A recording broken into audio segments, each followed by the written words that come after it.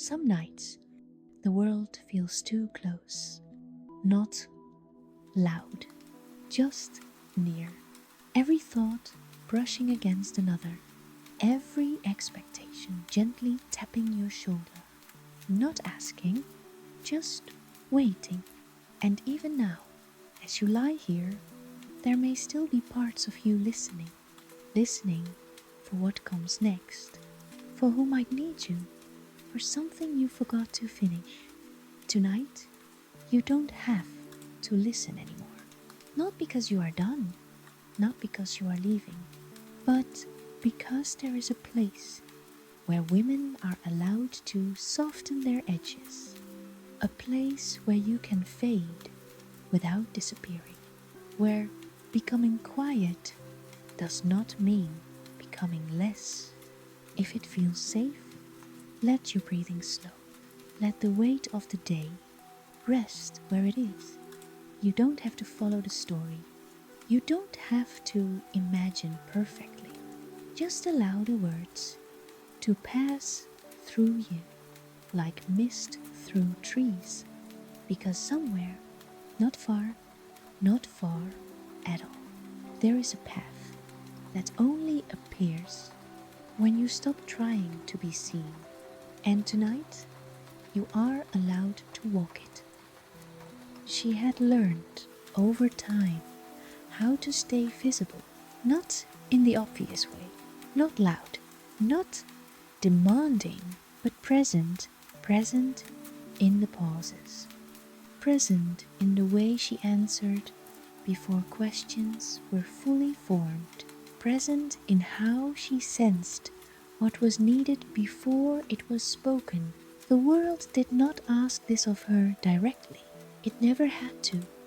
It simply leaned in, and she leaned back, just enough to make space everywhere she went. There was a quiet awareness of being perceived, not judged, not measured, just noticed, as if the air itself remembered her shape. She moved through her days with a gentle readiness, a constant soft attention. Her body knew how to adjust shoulders subtly drawn in, breath shallow enough to respond quickly if needed. There was always something hovering at the edge of her awareness, a conversation unfinished, a feeling left open, a responsibility that had not yet landed but soon would. Even when she was alone, truly alone, the sense of being needed did not leave her. It sat beside her, not heavy, just patient. At night, when the world finally dimmed, it did not disappear. It softened, yes, but it stayed. The ceiling above her would fade into shadow, the room growing quieter, and still her mind remained slightly alert, like a door left ajar. She had forgotten when she learned to live like this. It felt as though she had always been available, always reachable. Not because she wanted praise or recognition, she did not, but because absence felt dangerous in a way she could not name, as if stepping back would cause something delicate to collapse. The rain began one evening without announcement. It did not storm, it did not rush, it simply arrived, a steady, fine rain that blurred the edges of the world, turning lights into soft halos and streets into long, reflective paths. She noticed it not through sound, but through feeling, the way the air cooled, the way the world slowed half a breath. She stood near a window she did not remember approaching, watching as the rain gathered and released again and again. For the first time that day, nothing asked anything of her. No thought reached forward, no memory pulled back. The rain did not care that she was there. It did not respond to her presence at all, and something inside her loosened, just a little. Later, she found herself walking not away from anything, not toward anything, just moving. The path appeared slowly beneath her feet, darkened by rain, lined with trees whose leaves caught the light in a way that made them look almost unreal, as if they were remembering another version of themselves. The further she walked, the quieter it became, not empty, just unclaimed. The air grew thicker here, carrying the scent of earth and moss and something older she could not name. She noticed then, not suddenly, but gently, that the sense of being watched had begun to fade, not vanish, soften, as if the world's attention had turned elsewhere. She stopped. The forest did not react. No bird startled, no branch cracked. It was as if she had not interrupted anything at all. She lifted her hand slowly and watched as the outline of her fingers seemed less certain, not gone, just quieter. The rain passed through her sleeve without resistance, as if the fabric had grown porous. She felt no fear, only relief, a deep, unexpected relief, as though she had been holding her breath for years without noticing, and had finally exhaled. She understood then, without needing to think it through, this was a place where edges were optional, where presence did not require effort, where a woman could fade without leaving. The mist gathered softly around her, welcoming without touch, and as her form grew lighter, less defined, she realized something important. She was still there, fully, completely, and for the first time in a very long while, no one needed her to be seen. The mist did not arrive like weather. It arrived like permission. It gathered around her ankles first, cool and soft, sliding over the path as if it already knew where it was going. The rain continued its steady, patient tapping, not loud, not urgent, just constant enough to make the world feel rinsed clean of sharpness. She stood very still, not because she was afraid to move, but because the stillness felt unfamiliar. In her ordinary life, stillness always meant something was about to happen. A phone would ring, a door would open, a thought would pounce. But here, the stillness didn't tense. It settled. She took one slow step forward. The forest accepted it without comment. The path narrowed as she walked, not in a threatening way, but in the way a secret narrows, asking you to become quieter to enter. The trees leaned close, their branches woven together overhead, like a roof made of leaves and rain. Light filtered through in dim ribbons. Everything was softened, every sound rounded at the edges.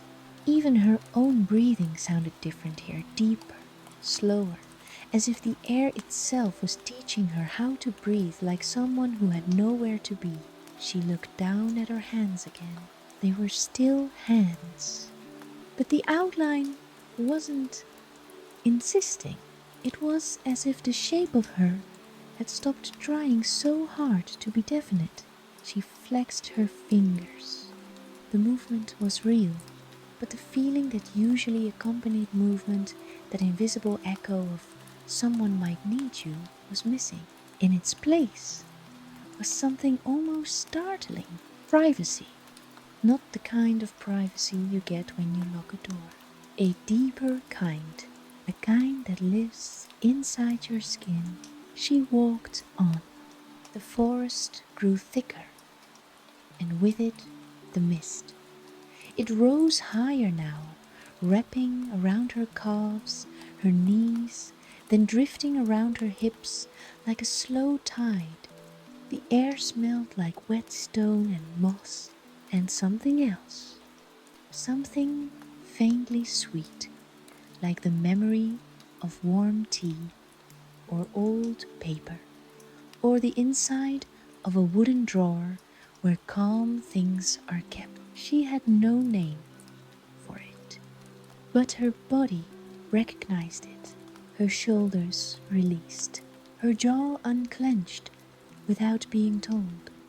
It occurred to her, quietly, that her body had been braced for so long that relaxing felt like learning a new language. The path curved, and then, as if she had walked out of one world and into another, the trees opened. Not into a meadow, not into a clearing, into something that looked made. A place arranged with intention. A small stone bridge arched over a narrow stream that moved slowly beneath it, dark with rainwater and reflected branches. Ferns grew in thick layers along the edges, their green so deep it felt unreal. Beyond the bridge, lanterns hung from low branches. They were not bright, just warm, just enough to suggest. Someone thought about this. A wooden sign stood near the entrance of the bridge. It had no words on it, only a symbol carved into the wood.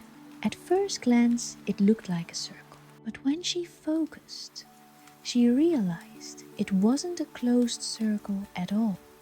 It was a spiral, not tightening inward, but widening outward. A quiet, patient unraveling. She stepped onto the bridge. The stones were slick, but steady. Her feet knew where to place themselves. Halfway across, she paused and looked down into the stream. The water moved like silk, carrying fallen leaves and small petals she hadn't noticed on the path. And in the reflection, she saw herself, or she almost did. Her face was there, yes, but it looked less like a portrait and more like a suggestion, like the idea of her was floating on the surface of the water instead of being pinned down by it.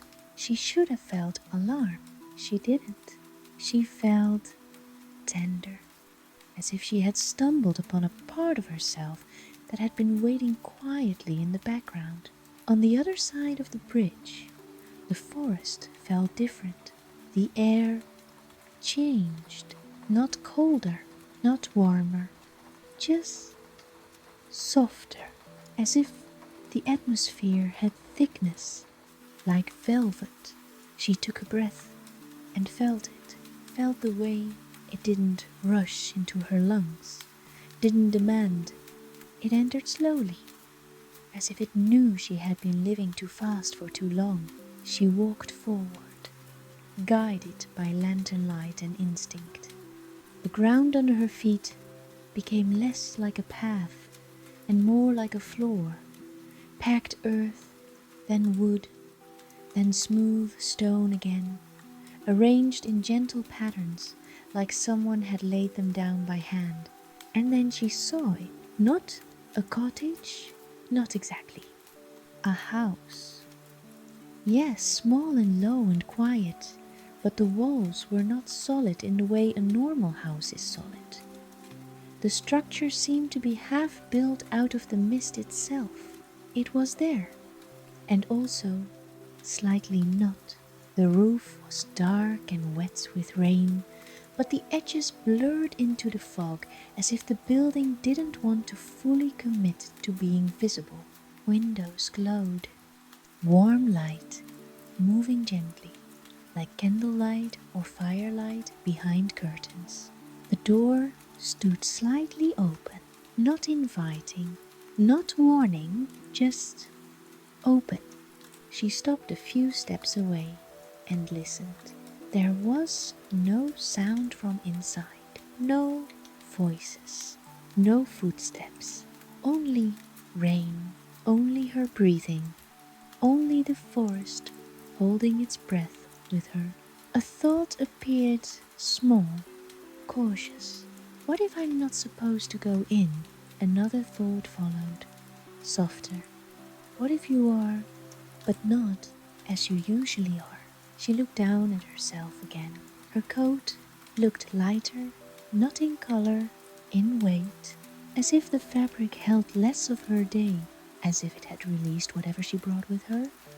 Her skin felt the mist now, not damp, but cool and calming, like a hand resting against the side of a glass.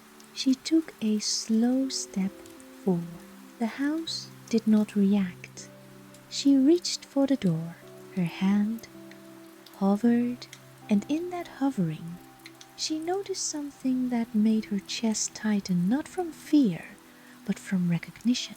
She was waiting for the usual invisible pushback, the usual resistance. In her life, whenever she moved toward rest, something inside her would protest. You don't have time. You should do one more thing. You can't just stop. Not yet. But here, there was no protest, only a quiet question. Do you want to? She placed her hand on the wood. It was warm, not from heat, from presence, as if the door had been touched before, not by crowds, not by demands, but by women who came here for the same reason she had, even if they didn't know how to name it. She opened it. Inside was dim and calm and strangely spacious, like the house was larger on the inside than the outside. A small table stood near the entrance. On it, a shallow bowl filled with smooth stones, and beside it a cloth, neatly folded as if you were meant to put something down. Not your shoes, not your coat, something else. Something invisible. She stepped in. The door did not close behind her. It stayed half open, as if to remind her, you are not trapped here. You are not being kept. You are allowed to come and go. The room smelled like cedar and rain, and something faintly floral, like dried lavender hidden in the lining of a drawer. A fireplace sat unlit in the corner, but the air still felt warm, not physically, emotionally, like the warmth of a place where nothing is expected of you. She moved further inside, her footsteps soundless on the wooden floor. And then she noticed them, not at first, because they weren't obvious. They weren't sitting in a line, waiting. They weren't looking at her. They were simply there. In the corners of the room, in soft chairs, near the window, by the shelves, in the shadows, women, or the shape of women, some more defined than others. Some so misted at the edges that she wasn't sure if she was seeing them or sensing them. No one spoke. No one turned fully toward her. No one watched her like she had been watched in the world outside. They existed beside each other, quietly, like candles in a room, not performing warmth, just being warm. She stood near the doorway, suddenly unsure what to do. In her life, when you enter a space with people, you greet, you smile. You make yourself agreeable. You take up as little room as possible. You ask if anyone needs anything. Here, none of that seemed required.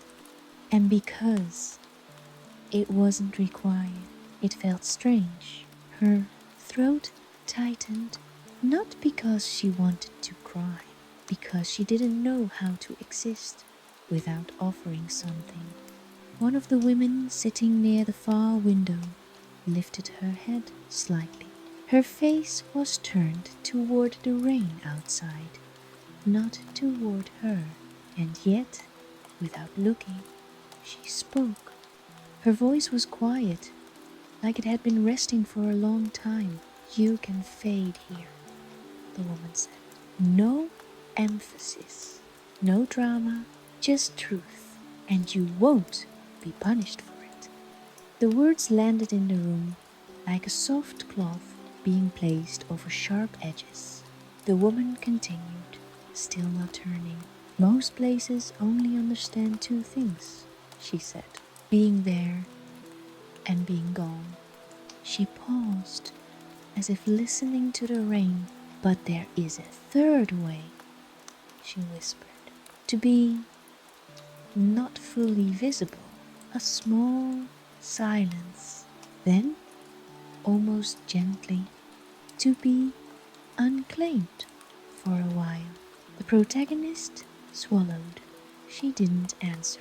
She wasn't sure she could, because the moment she opened her mouth, she feared the old reflex would return, explaining, apologizing, justifying her need. So she did the bravest thing she could do in that moment. She said nothing. She took one step forward, then another, and as she moved deeper into the room, the air around her seemed to accept her shape less rigidly, less insistently, allowing her edges to blur, allowing her to be present without being available.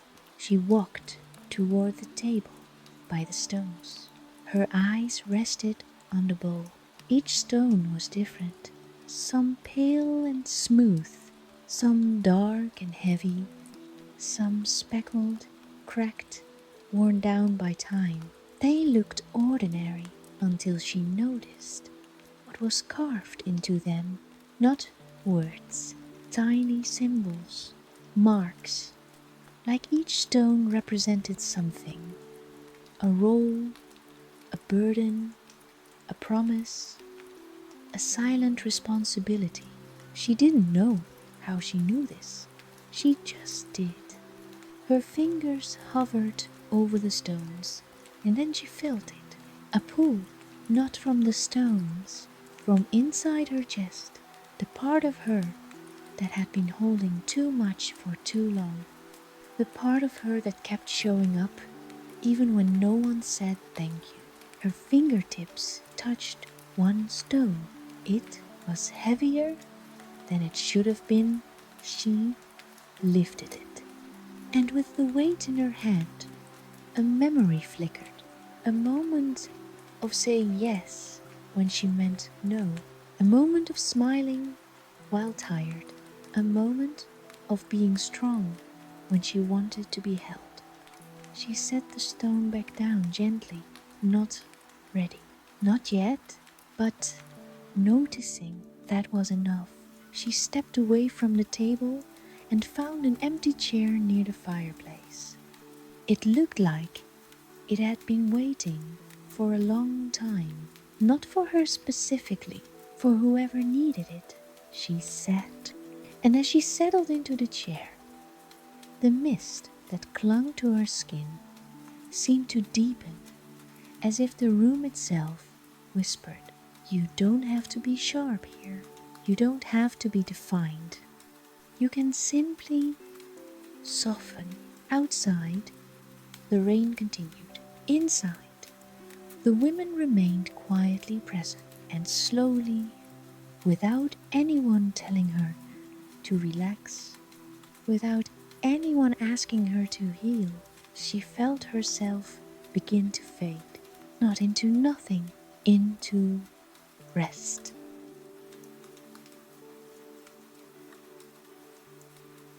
It did not happen all at once.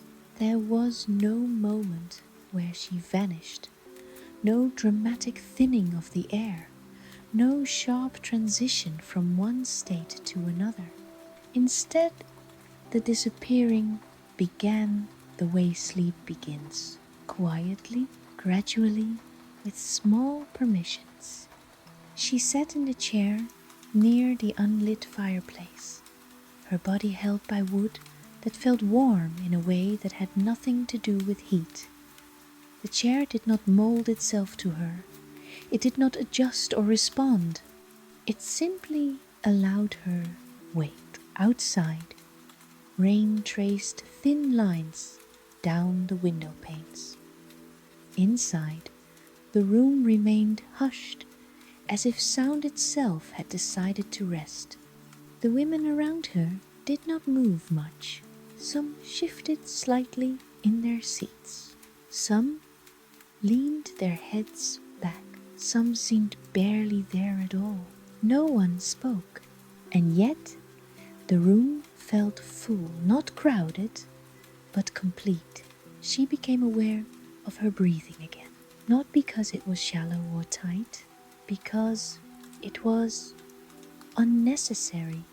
For the first time, she noticed that she was not breathing to be ready, not breathing to respond, not breathing to hold herself together. Her chest rose and fell simply because it could. She closed her eyes.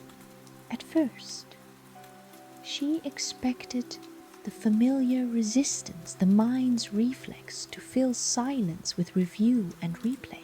But nothing rushed in. Thoughts appeared slowly, like distant birds crossing a wide sky. They did not land, they did not demand, they passed. Her hands rested loosely in her lap, and that was when she felt it. A subtle sensation, like the loosening of a knot she had forgotten, was there. Not pain, not relief, something gentler. As if a part of her had been holding itself upright out of habit, long after the effort was necessary, and had finally realized it could sit down. The edges of her awareness softened. She did not feel smaller. She felt wider, as though her presence was no longer concentrated into a single point, but allowed to spread, thin and quiet, into the room. The chair beneath her felt less solid, not unstable, less insistent. She opened her eyes again and looked down at her arms.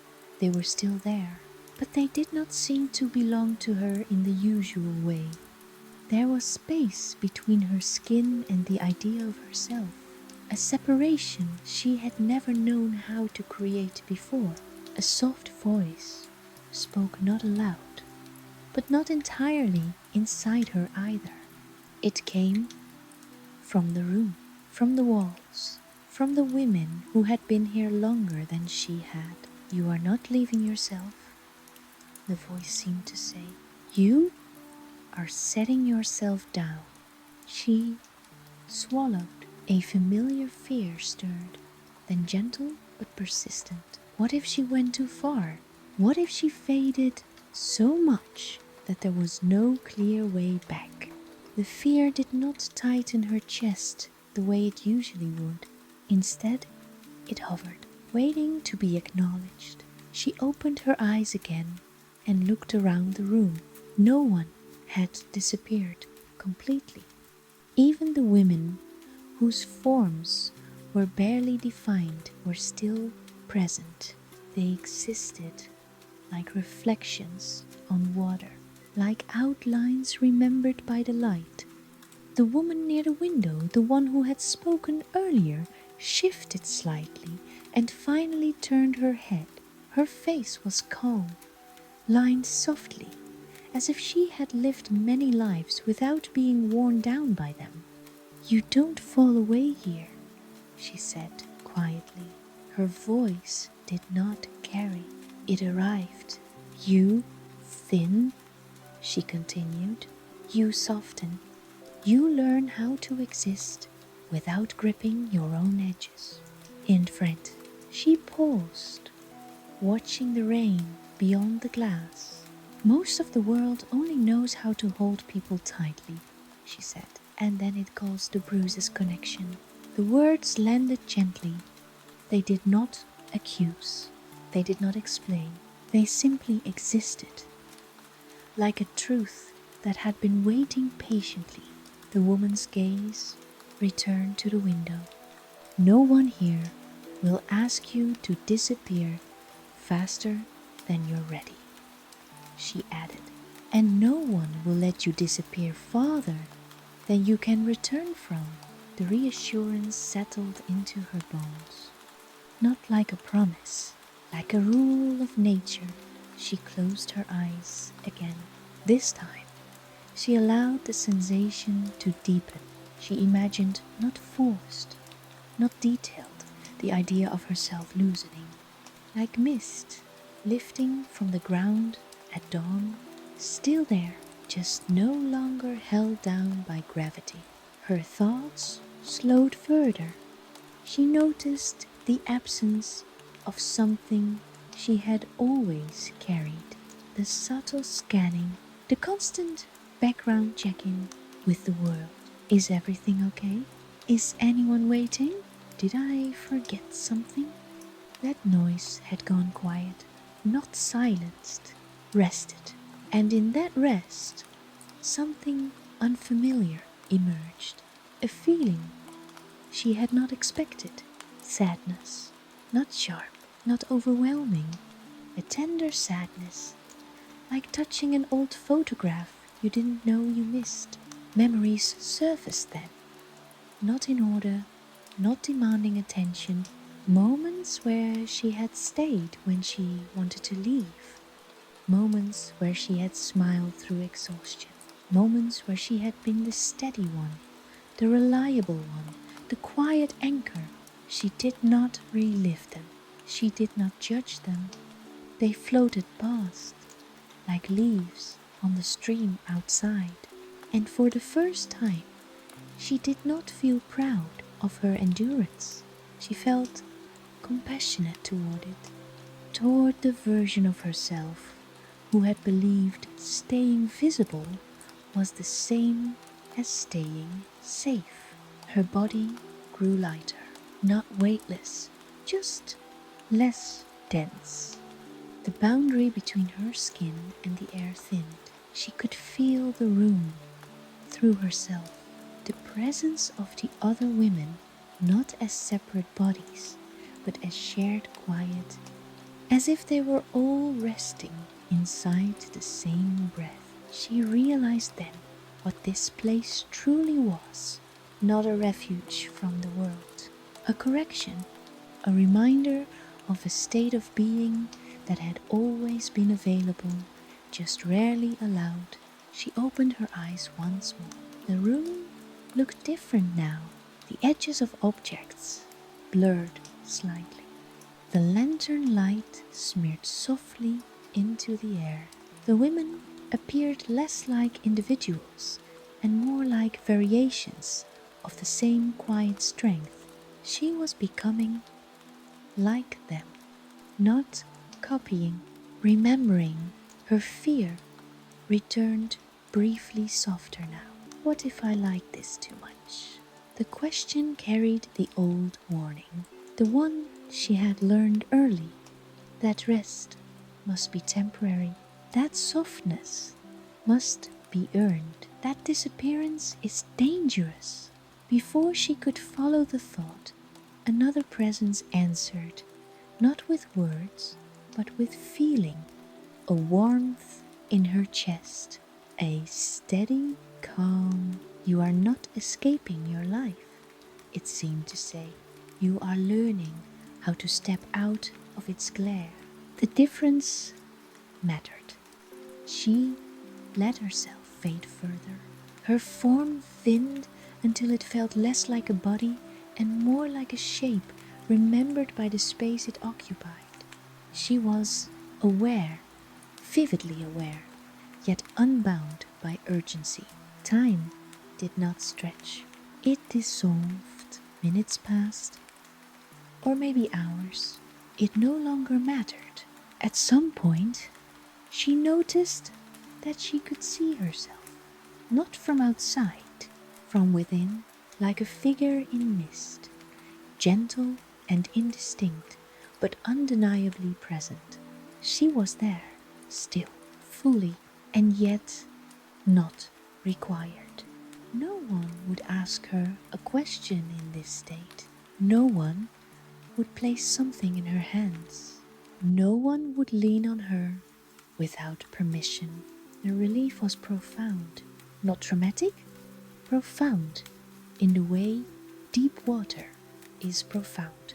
She understood now why this place existed, why the women came here, not to vanish, but to practice being unclaimed, to remember who they were beneath their usefulness. Her awareness drifted, settling into a rhythm with the rain. Her edges faded even more. And just before sleep brushed against her consciousness, a final understanding arrived, quiet and clear. Disappearing was not the loss of self. It was the release of performance. And in that release, she was more herself than she had ever been. She did not notice the transition. There was no clear line between fading and arriving, no doorway crossed, no signal that something had changed. It felt more like sinking deeper into a lake whose surface she had already left behind. The room was still the room. The rain still fell. The lanterns still glowed. And yet, something had shifted. Her awareness widened, not outward, inward. She became aware of the women in a way she had not been before, not as separate figures occupying space, but as presences sharing it. The woman near the window was no longer simply a woman sitting in a chair. She felt like a steady note held beneath the sound of rain. Another presence near the shelves carried a warmth like embers that had been glowing long after a fire had gone out. Each woman felt distinct, and yet none of them felt alone.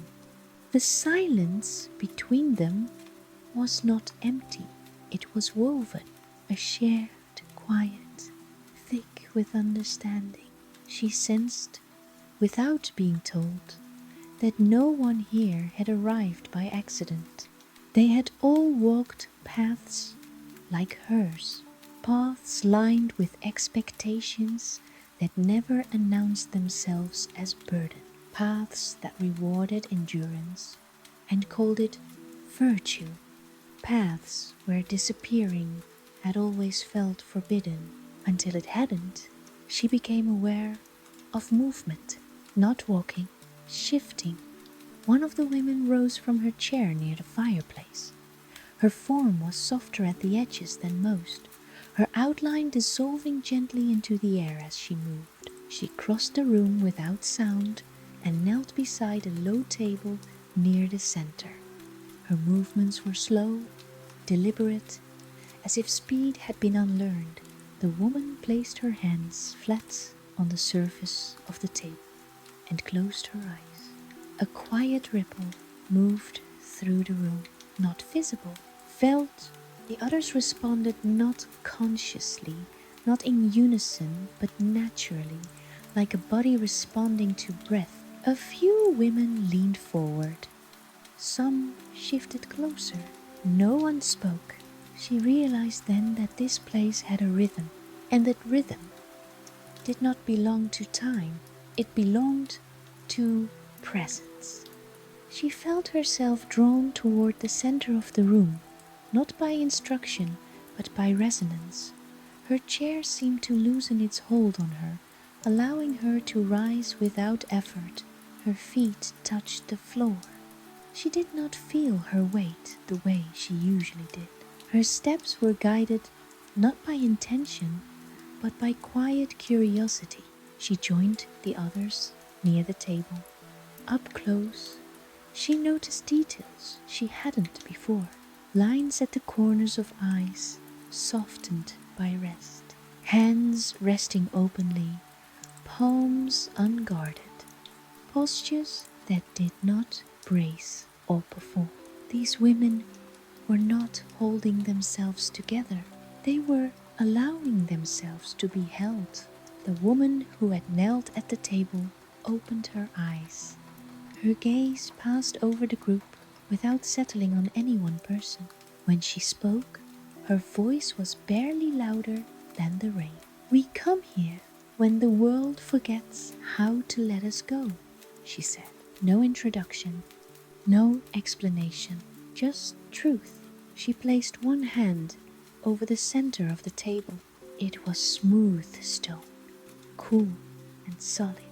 "This place does not take us away," she continued. "It returns us." The words moved through her slowly, settling in places that had been tight for a long time. The woman lifted her hand, and beneath it, a faint symbol appeared on the stone, the same spiral she had seen carved on the sign outside. Only now, she understood it differently, not as unraveling, as remembering. The woman spoke again. "Out there," she said softly, "we learn to exist in response. A pause, to need. Another pause, to be needed." The women around the table remained still, listening, remembering. "In here," the woman continued, "we learn how to exist without being pulled." Her gaze finally lifted, meeting the space between them rather than their faces. To exist without being claimed. Something tightened in her chest. A question rose not to be asked aloud, but felt deeply. What if I don't know how to do that anymore? The answer came not in words, but in sensation. A subtle warmth spread through her body, a quiet reassurance. "That is why you are here." Another woman spoke then. She sat slightly apart from the others, her presence faint but steady. "When I first came," she said, her voice carrying the texture of distance, "I thought disappearing meant losing myself." She smiled faintly. "I was wrong." The woman's gaze lowered to her hands. "I lost the version of me that was always available," she said, "and found the one that was always real." The room absorbed the words. No one reacted. No one nodded or murmured agreement. There was no need. Truth did not require affirmation here. The woman near the window, the first to speak to her, shifted her position and turned fully toward the group. Her form was clearer now, as if attention sharpened her just enough to be seen.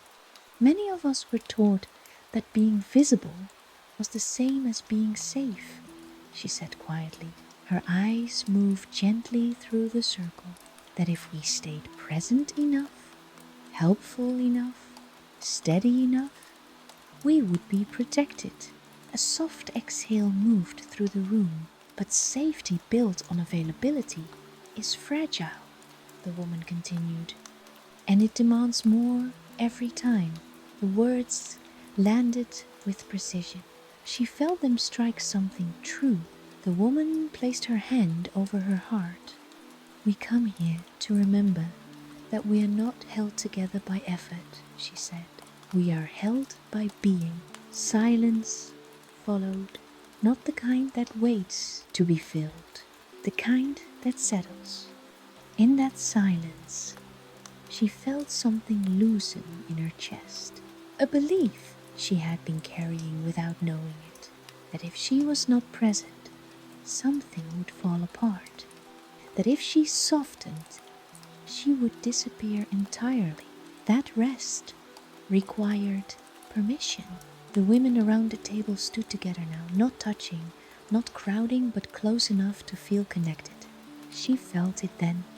The collective presence, not shared pain, shared recognition, Each woman had come here with her own story, her own reasons, and yet the reason beneath them all was the same. They had been carrying more than they were meant to carry. The woman at the table lifted her hand again.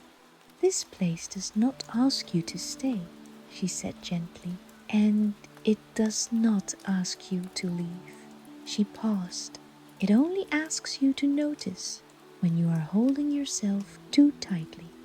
The spiral on the stone seemed to glow faintly, then fade.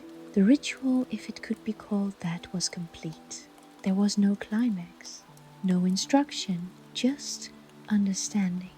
The women began to drift back to their places around the room, settling into chairs, leaning against walls, standing near windows. She remained by the table for a moment longer. Her reflection appeared faintly on the stone surface, not sharp, not clear, but unmistakably hers. She felt different, not lighter, truer. As she turned to return to her chair, a realization moved through her gently. Like a tide, she was not the only one who had needed this place. She had never been the only one. The world outside made solitude feel personal. This place revealed it as shared. She sat again, the chair receiving her easily. The rain softened further, the room dimmed, and as the women returned to their quiet resting, she felt something new settle into her awareness. A readiness, not to leave, not yet, but to understand what would happen when she did. Because fading was only part of the journey, and she sensed without fear this time that the question of returning was waiting. The fear arrived quietly, not as panic, not as urgency. It slipped in a way an old thought does familiar, almost gentle, carrying the shape of a question she had learned to ask long before she ever learned to rest.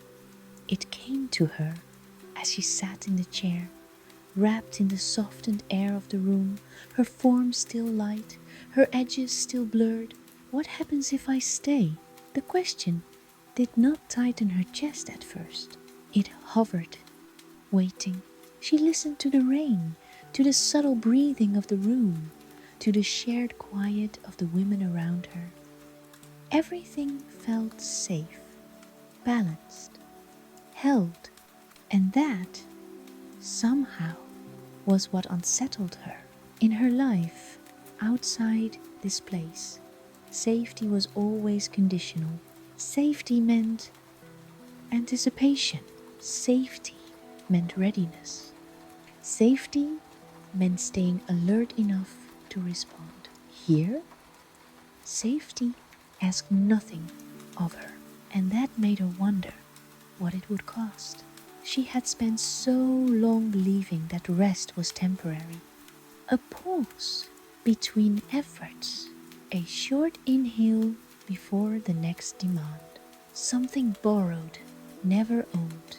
Her body shifted slightly in the chair, as if testing whether the support beneath her would remain. It did. She felt the fear more clearly now. It was not the fear of disappearing. It was the fear of not wanting to return. She pictured the world beyond the forest, not vividly, but as sensation, the subtle pressure, the gentle pulling, the constant awareness of being required. She imagined stepping back into it with this new softness still clinging to her. Would it survive, or would it be stripped away the moment someone needed something from her? Another thought followed, close behind. And if it doesn't survive, what then? She had learned early on that endurance was a form of love, that staying was proof of care, that leaving even briefly required explanation. She feared the version of herself who might return changed, not because the world would reject her, but because she might. The room seemed to sense the shift in her. The air grew slightly warmer. The quiet deepened. One of the women seated near the shelves, her presence like a steady ember, spoke without looking up. "Most of us think we're afraid of staying," she said softly. Her voice carried a calm certainty, but we're usually afraid of what staying reveals. The words moved through her slowly. She felt them settle somewhere low in her body, beneath thought. The woman continued. "When you stay long enough to soften," she said, "you begin to notice how tightly you've been holding yourself." A pause, and how unnecessary that effort was. Another woman spoke then, her form barely more than a suggestion, her voice quiet but clear. "I was afraid too," she said, "afraid that if I rested fully, I would never want my old life back." A faint smile touched her voice. And I was right. The room did not react. There was no shock, only understanding. "But that didn't mean I lost it," the woman added. "It meant I stopped living it the same way." Her words opened something inside her chest. A subtle ache, not grief, recognition. She realized then that the fear she carried was layered. On the surface, she feared staying. Beneath that, she feared returning. But deeper still, she feared choosing. Because choosing meant admitting that she had always had a choice. The realization did not accuse her. It simply illuminated something she had never allowed herself to see. She had believed that she stayed because she was needed, that she endured because she was strong. But what if she had stayed because leaving felt unsafe? What if endurance had been easier than listening to her own limits? The thought was unsettling and freeing. She felt the mist around her shift slightly, responding to the change in her awareness. Her form remained soft, but she felt more present, more awake. The woman near the window spoke again, her voice carrying a gentle gravity. "Returning does not mean becoming sharp again," she said. The words were not reassurance, they were instruction. "You don't go back to who you were," the woman continued. "You go back knowing what you are." She turned then, meeting the space where the protagonist sat, not with her eyes, but with attention. "You cannot unlearn this," she said quietly, "and you don't have to protect it." A silence followed. The rain outside softened further, its rhythm slowing, spacing out. Time seemed to stretch. Or perhaps she had simply stopped measuring it. She closed her eyes and let the fear surface fully, not to push it away, to feel it. She felt the part of herself that worried she would disappoint people, the part that feared being misunderstood, the part that believed rest must always be justified. She felt it all not as a flood, but as a gentle uncovering, and beneath it, something steady waited, a knowing. She understood now that this place did not remove fear. It clarified it. The fear of staying was not about disappearing. It was about allowing herself to exist without performing. The fear of returning was not about the world rejecting her. It was about her no longer agreeing to disappear inside it. She opened her eyes again. The room looked unchanged, and yet she was. The women around her remained in their quiet states, resting, fading, existing without demand. She sensed that some of them had stayed here longer than others. Some would leave soon, some would linger. There was no hierarchy, no expectation, just rhythm. The woman at the center of the room, the one who had knelt at the table, rose again. She did not call attention to herself. She simply stood. "When you're ready," she said softly, "the path back will appear." She paused, "and it will not rush you." The words settled into her.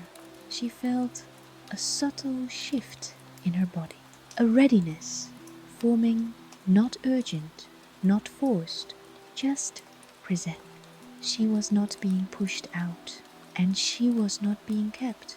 She realized then that the true gift of this place was not disappearance. It was permission. Permission to choose how much of herself she offered to the world. Permission to step into visibility without dissolving. Permission to return without surrendering what she had found. She leaned back in the chair, letting the last of the fear soften. The rain outside slowed further, each drop now distinct, spaced like breaths. And as her awareness drifted again toward rest, one final truth settled into her gently, without words. She did not need to stay forever, and she did not need to leave unchanged. Both could be true, and for the first time, the idea of returning did not feel like loss. It felt like a quiet beginning. The return did not announce itself. There was no signal, no shift in the air that said now, no internal voice telling her it was time. It came the way morning comes to someone who has slept deeply, quietly, without urgency, without demand. She noticed it first in her body, a subtle gathering, not tension, orientation, as if parts of her that had spread wide and soft were beginning slowly to remember their shape. She opened her eyes. The room was dimmer now, the lanterns lower, their light pooling close to the floor. Some of the women had faded further, their forms almost indistinguishable from the shadows they rested in. Others were clearer, seated upright, as if already halfway between worlds. No one spoke. There was no farewell. This place did not mark endings. It allowed transitions. She rose from the chair with ease. Her body felt familiar again, not heavy, not braced, simply present. She was aware of her edges now, but they did not press inward. They rested where they belonged. She took a slow breath. It filled her fully, not like preparation, like inhabiting. As she moved toward the door, she noticed the table again, the shallow bowl of stones, resting quietly where it had always been. She paused beside it. The stones looked the same, and yet they did not call to her the way they had before. She reached out, touching one lightly with her fingertips. It no longer felt heavy. It felt complete. She did not take it with her. She did not need to. What she had come to release had already loosened its hold. The door opened easily when she touched it. Outside, the rain had thinned into a fine mist, drifting lazily through the air like breath made visible. The forest waited in its softened stillness, neither welcoming nor resisting. She stepped out. The door remained open behind her, not as an invitation to return, as a reminder. Nothing had been taken from her. The path appeared beneath her feet as she walked, not sharply defined, but clear enough to trust. Each step felt deliberate, without being forced, grounded without heaviness. She noticed that her reflection returned, as she moved faintly at first, then more clearly. Her hands regained their outline, her body remembered its shape, but something remained different. The world did not rush back in all at once. Its sounds approached gently. The drip of water from leaves, the distant call of a bird, the subtle rustle of branches shifting. She felt the familiar awareness of being perceived begin to return, but it did not cling. It hovered at a respectful distance, as if it, too, had learned something. She reached the stone bridge and paused. Below her, the stream flowed steadily, carrying leaves and petals along its surface. She looked down, catching her reflection again. This time, it was clearer, but softer than before. Her face looked the same, and yet not. There was a stillness in her eyes that had not been there before. Not emptiness, space. She crossed the bridge. On the other side, the forest began to thin, the trees loosening their hold. Light shifted, growing more distinct. The mist lifted gradually, as if returning her gently to gravity. She realized then that she was not leaving the mist behind. It was leaving with her, not as fog, as memory, as knowing. The path widened, the air sharpened slightly. She felt the old reflex flicker, the instinct to scan, to prepare, to step back into readiness. But it did not take hold. She noticed it and let it pass. The rain ended somewhere behind her.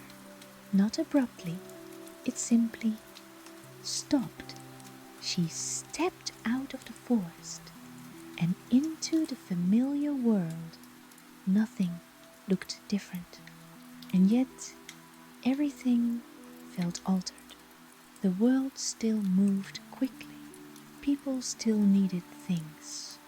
Time still pressed forward, but she did not meet it the same way.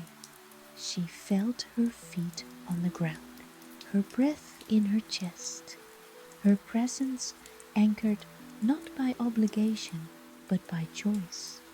She moved through the world now with a quiet boundary around her, not rigid, not defensive, permeable. She could be reached, but she was no longer automatically available. She carried the memory of the room, the shared quiet, the women resting without explanation, like a hidden pocket of stillness inside her. A place she could return to without leaving. She realized then what the return truly meant.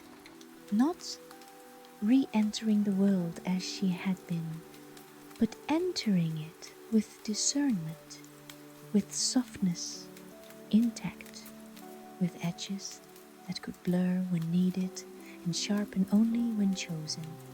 She paused for a moment, standing in the ordinary light of day, and in that pause she felt something new settle into her. Trust, not in the world, in herself. Trust that she could step back again. Trust that she could fade when necessary. Trust that disappearing, when chosen, did not erase her. It clarified her.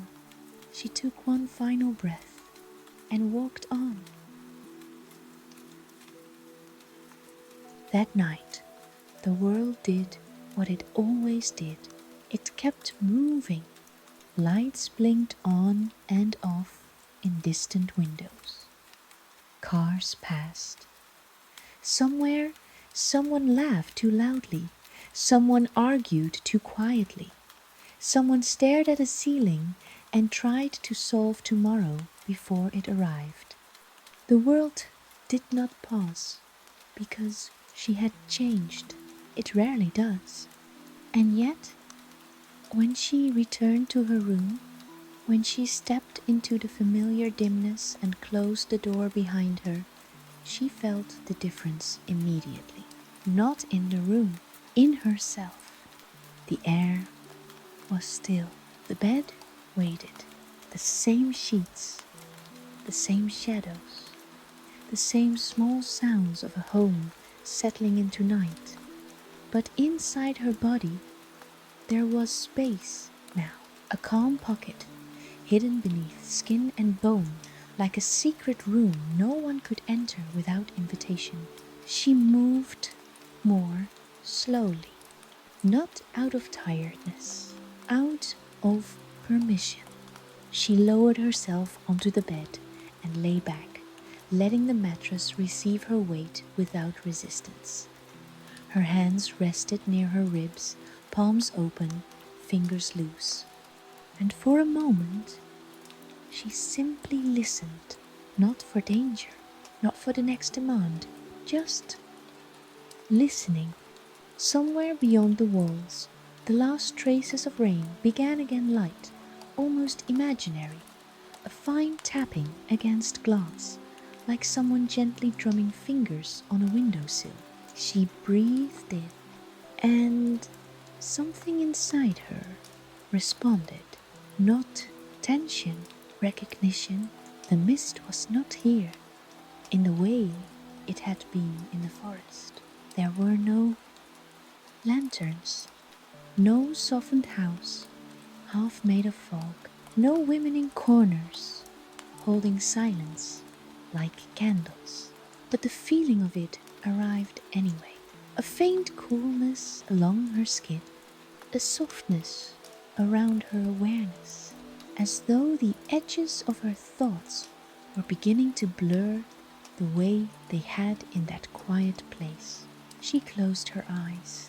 At first, the mind tried to do what it always does. It reached for lists. It searched for loose ends. It replayed moments, looking for flaws. But she noticed it now not as truth, but as habit, a reflex, a pattern learned through years of being needed. She did not fight it. She did not chase it away. She simply watched it soften.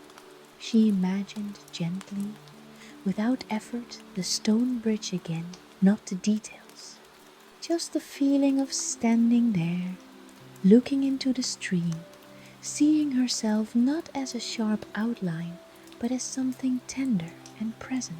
She imagined the spiral carved into wood, not tightening, unraveling, widening, a quiet way of becoming. She breathed out slowly, and in that exhale she felt the day leave her body, not completely, not dramatically, but enough. Enough to let her descend. The tapping of rain on the window became more regular, more soothing, like a lullaby that did not try to be beautiful. It simply was. And in that simple rhythm, she felt something else begin to happen. Her awareness started to drift, not in the way you lose focus, in the way you loosen your grip.